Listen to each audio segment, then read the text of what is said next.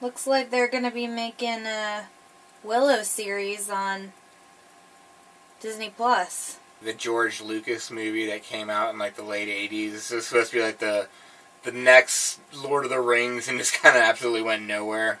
Yeah, looks like it. I mean, I guess with Disney buying Lucasfilm, they could pretty much pull anything out of the good old Lucas bag of tricks. And that's true. Everybody will buy it. When Willow came out, it was, the late 80s? Mm-hmm. All three of the original Star Wars movies had come out. The first Indiana Jones movie had come out, and I think the second one was, in the works. You think any production company that George Lucas goes to and is like, hey, I want to make a trilogy, they'd be like, oh, here's a bunch of money. Have fun. Yeah, but like you said, it went nowhere. Star Wars was incredibly popular. You'd think that being it a sci-fi thing, it might have been a little more, popular amongst people. I don't know, it seemed very random. When it opens up with a hardly no explanation. You're just kind of thrown into this world. There's humans, there's little people, there's little people, fairies, and it's just like, okay, yeah. People can kind of go into one of those movies and just roll with it because they've seen fantasy movies before. They've seen Clash of the Titans and Dark Crystal, Wizard of Oz, even, if you want to, where it's it's essentially just groups of people on a fantasy quest to go and, do something, return something, save something. It's all basically the same story. It was obviously partially ripped off from Lord of the Rings. I mean, it kind of had to have been given, the timeline of when Lord of the Rings was written. Not only that, there is literally the Jesus complex, where it's the chosen one who will bring forth the change in the land and pull them forth from the rubbish and the turmoil and bring the land into a time of peace and prosperity. The Savior story. I mean, that's basically what this is. The Savior story. And there's no explanation to it. It's Bav Morda's bad. Okay. Right? That's literally half of the backstory we get is Bav Morda equals bad. And what the heck, Lucas? Take Star Wars' beginning scroll. It's like the first 5 pages of a book where you just sort of summarize. You could have paragraphs. You could have done that with this. Given us a little more information other than, Bav Morda, bad. Everybody else, good.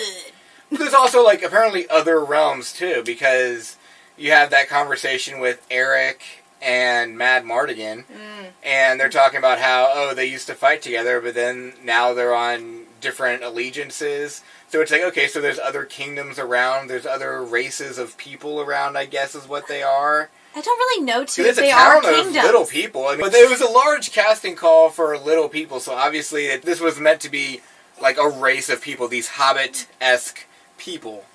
I don't pretend to understand, the thought process of screenwriters, but I personally feel if you're going to have a character who has any type of ability that exists in our world, then you should cast a person who has that ability.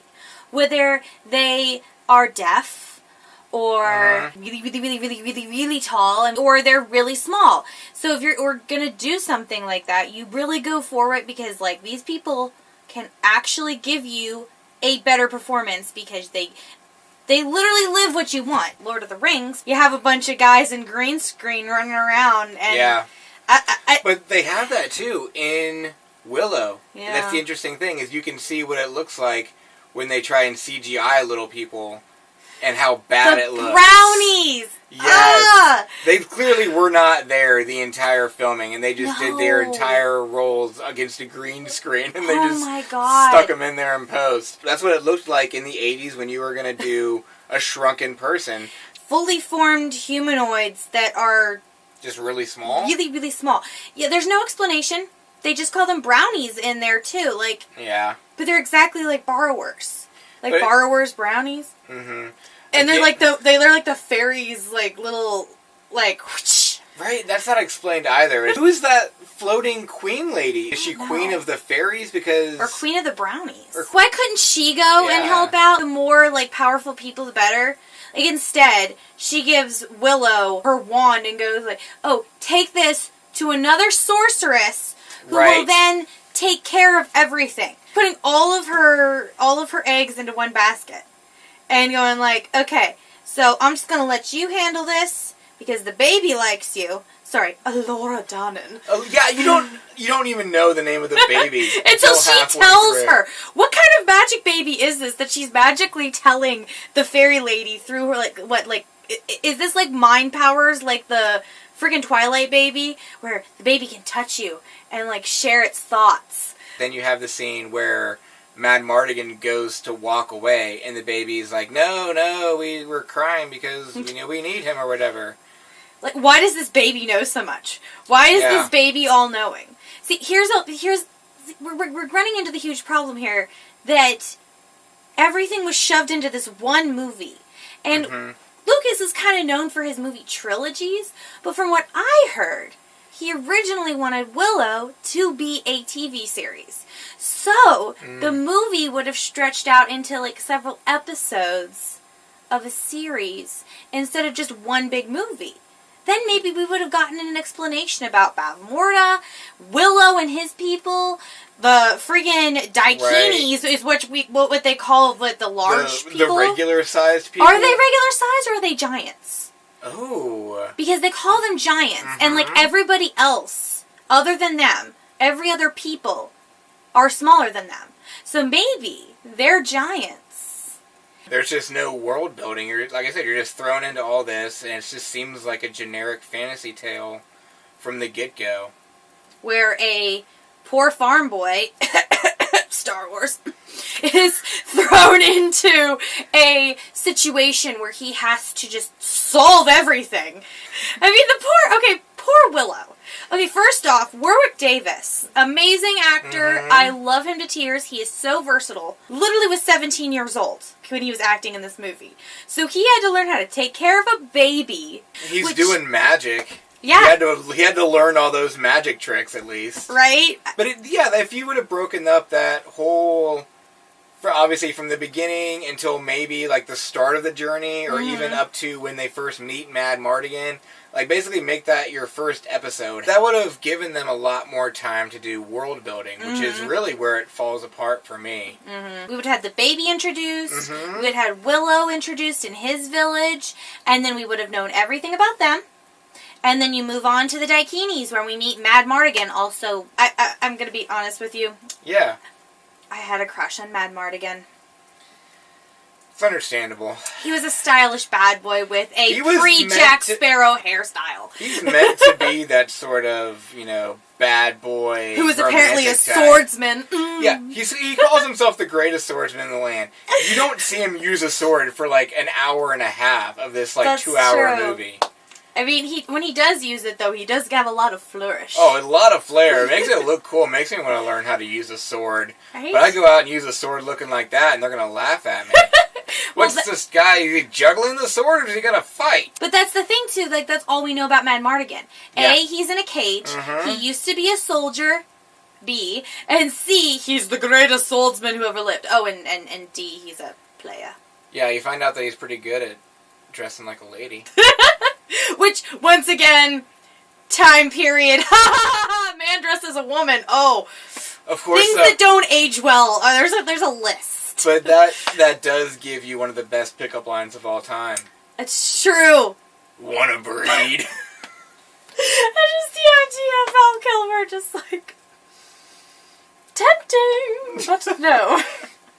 Yeah, this would have been good for episode 2. You get background on Mad Mardigan, you get... And Eric. Maybe you could have had Sorsha and like that all already set up in the first episode. Right, with Bavmorda? With the backstory, yeah. Because she's Bavmorda's daughter, so... But you could have them arriving at the fairy village, whatever that was. Was it a village, or were we fairy just in the middle of the woods? I don't know.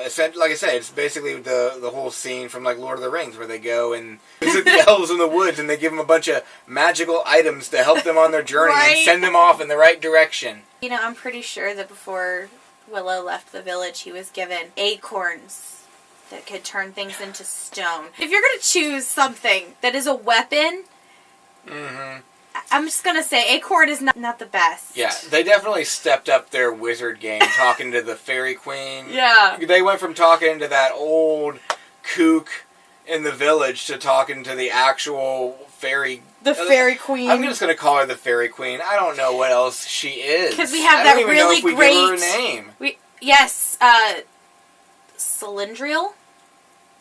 Yeah, that doesn't sound like an elvish name. I mean, Galadriel was elvish. But it definitely starts off as like a heavy ripoff of like Lord of the Rings and pretty much most other fantasy epics.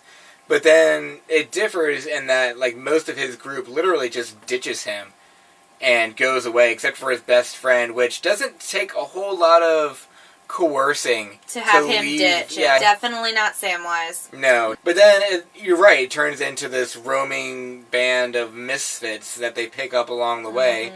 Which, okay, at that point, you're just turning it into every other 80s group adventure movie. The band of misfits that then go off on an adventure trying to get something done. Think of like Goonies, Monster Squad, even like Stand By Me. Star Wars too, like Star Wars, yeah. Band of Misfits. It tries to divert, but even still, at its core, it's really nothing that original. I swear that is a Snow White and the Seven Dwarves scene where they're crossing the... I have more evidence to support that, because at the beginning of the movie, one of the characters, Burglecut, says to Willow, "You're going to be working in the mines." I'm just saying, oh my goodness, there's even a mine somewhere in this village full of, like, little people mining. But it's still good to watch. Like, they do good with, like, their locations, and obviously there's a lot of set design and production value. They put a lot of money into the movie. It's true. It just didn't go anywhere. Like, it just seemed too generic, I think, at its surface. There was no reason for you to feel anything for these characters because you didn't have any information about these characters. You're just watching them as they go along on this journey. And there really wasn't a lot of growth. There was no really true big moment where, like, somebody stepped up and became, like, a better version of themselves. Everybody was genuinely good. Even Mad Morgan, you could tell, was a good guy from the very beginning. He just did not want to be, like, tied down all the time, but he genuinely wanted to help people out. We never did find out why he was in that cage, what he did that was so bad that, that they put him in a cage and left him for dead. Even his friend who showed up at the crossroads, Eric, was like, yeah, peace out, you ditched us. We're going to throw out some generic names to give you backstory. Okay, that's the problem. It feels like in Willow, it's a bunch of normal living people who are living basically in the Middle Ages with castles and all that kind of stuff. And then they just have to go on a journey.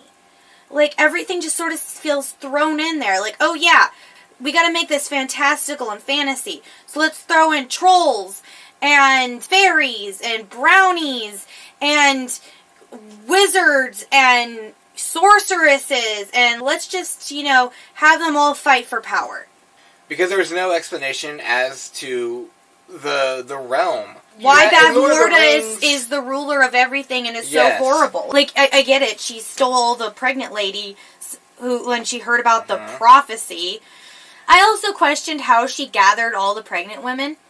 Obviously, they didn't have pregnancy tests back then. Did she have a magical spell that told her if a woman was pregnant? And there are a lot of women who don't show when they're pregnant. There's a lot of women who probably could get away with being pregnant away from Bavmorda. Did they just willingly walk up to the gates when, oh, I'm pregnant, I'm here to be put in prison until my baby is born to see if it is the chosen one or not? They send General Grayskull out to all the villages. And he's like, okay, so we're looking for all pregnant women. All pregnant women, please come forward. Don't mind the swords. Right. Just step forward. It'll be over quickly. Also, what did they do with all the women who gave birth to babies who weren't the chosen one? Did they kill them? Or just like, okay, you're free to leave. This one doesn't have the mark. Next. Thanks. Thanks for letting me, give birth in a rotting hole.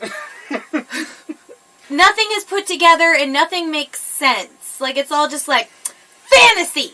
I will say it's kind of annoying when you watch a movie What comes to mind is Pride, Prejudice, and Zombies. Their opener sticks out so much because it's like animated and it's just completely different from the rest of the movie. Different style, different tone, but it sets up world building. It gives you the situation, okay, here's what's going on. We're just going to get it out of the way real quick and then we can start the story. It's annoying, but when you only have a limited amount of time to tell this grand fantasy epic, you might want to throw something in there.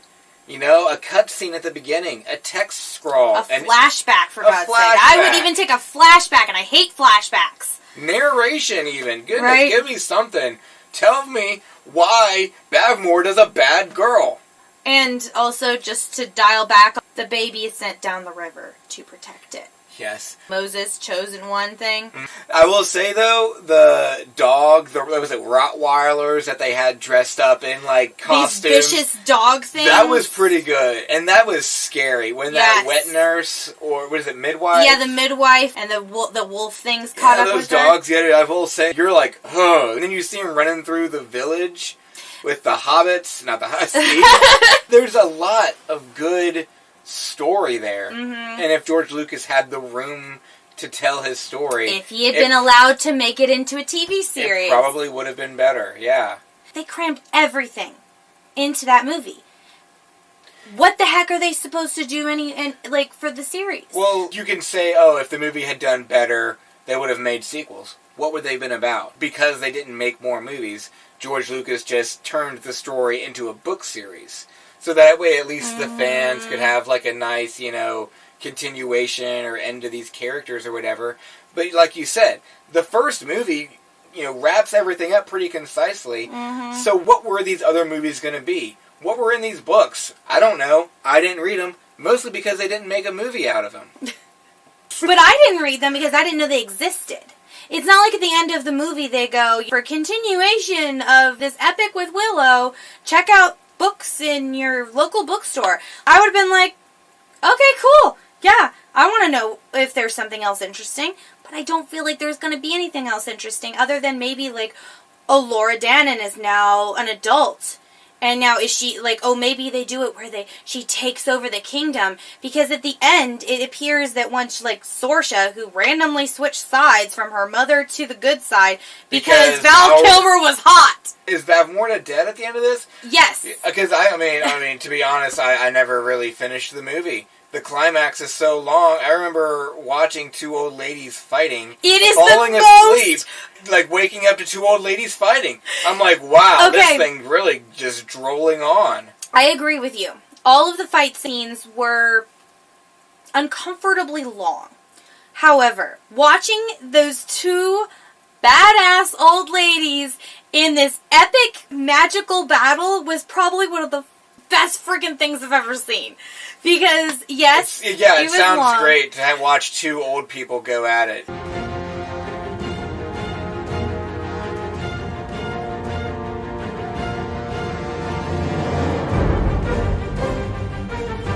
It wasn't like that, though. These ladies really, went at each other. Throwing spells at each other, whipping each other around the room with magic. One of them catches the one on fire, and the other one freezes the other one. And so many old lady evil cackles, it's hilarious. At one point, oh shoot, I just cannot keep track of all these names. That's the thing, too. You have these fantasy epics. All of the locations and the names are so frickin' long and complicated. I remember her name now, you smarty pants. It was, oh my god, it just left my head again. It was Razel. Razel. Okay. Razel.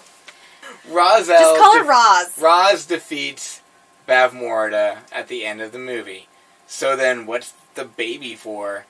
Why didn't the Fairy Queen just send some messengers to go kick Raz's ass, wake her up, and say, hey, go shoot a couple of fireballs at Bavmorda and put this shit to an end? I have absolutely no explanation for that. There is also one of the best scenes in cinematic history. What? An entire army turned into pigs. Yeah, I missed that part. You really did fall asleep a lot during this movie, didn't you? I guess by like an hour and 40 minutes into a bland story, my body just can't take it anymore.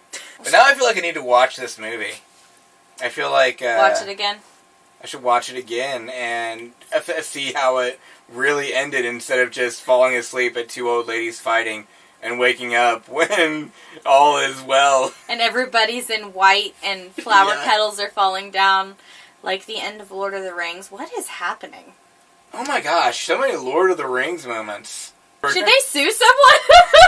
The Lord of the Rings is such a giant when it comes to the bar set for fantasy movies that even though Willow came out before those movies, even though the books were written first, yes, it's still, like, even now we're comparing it to those movies because even if the cinematography was similar, Lord of the Rings did it better. And that's no fault of Willow, but once again, story is important. Yeah. See, I liked the movie. I still like the movie a lot. And it is a very interesting epic. But, that being said, I don't think it would make a good series now. I think it should have been a series before. Because all the problems we listed would have been more than fixed if Lucas had been allowed to make it into a television series. Couple of movies, a made-for-TV movie or something. Yeah, then even maybe... miniseries version of it would have been good. Yeah. So this is going to be a series on Disney+. Are they going to tell the books? Are they going to tell the continuation? Warwick Davis is still alive. Well, yeah. So is Val Kilmer. I don't think Val Kilmer's going to be able to redo that role. I mean, this is a Disney product, so we can get some of those Marvel trainers in there and whip them back into Iron Man shape. Yes. Can you imagine if, like, instead of Val Kilmer, they did Chris Hemsworth to play Mad Mardigan? Or Jason Momoa. Jason Momoa as Mad Mardigan would be perfect as Mad Mardigan. You hear that, Disney? Give Jason Momoa more work. Warwick Davis, I mean, he's not old by any means, but he's no spring chicken anymore. I mean, he was 17 when the movie came out, and now he has been in probably 50 movies or so since then. And, you know, probably comes with, like, more of a paycheck than he did when he was 17. I'd be interested to see if they just, essentially, these are the characters all grown up, or is this the aftermath of what happened back then? Because then that's a bunch of politics. Ugh. It's great when Lucas's tales turned politics. Add a whole bunch of CGI and start talking about trade routes through Naboo. Oh, God, and then something like Jar Jar Binks happens. Yeah. Dear Lord. Oh, goodness. Can you imagine the Jar Jar Binks version of a brownie? I will say, though, while the brownies were completely stupid and completely not needed, they were the funniest characters in the whole movie. They were the funniest characters. That's the thing, though, with watching this movie. Because it is a good movie to watch.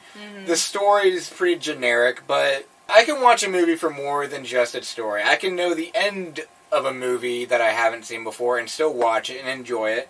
Because I can enjoy cinematography and set design and acting.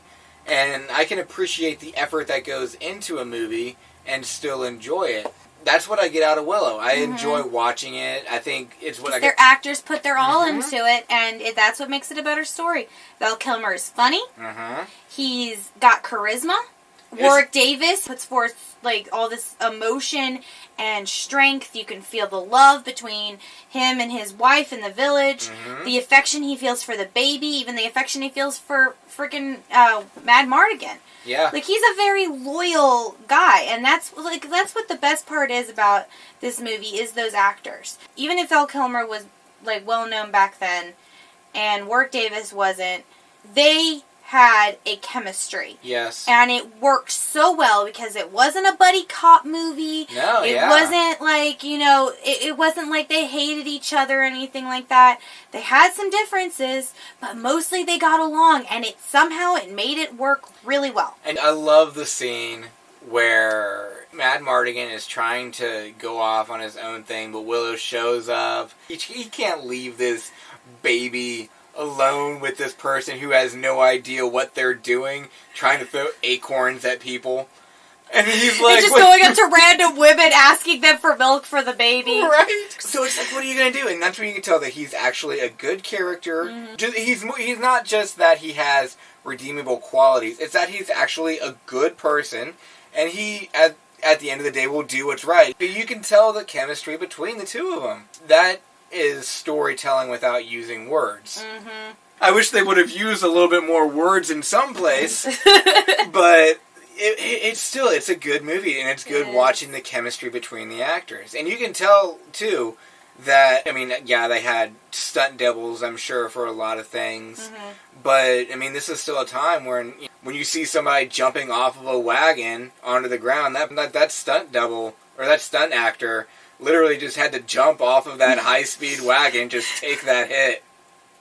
This is why you make friends with your stunt double. They make you look good.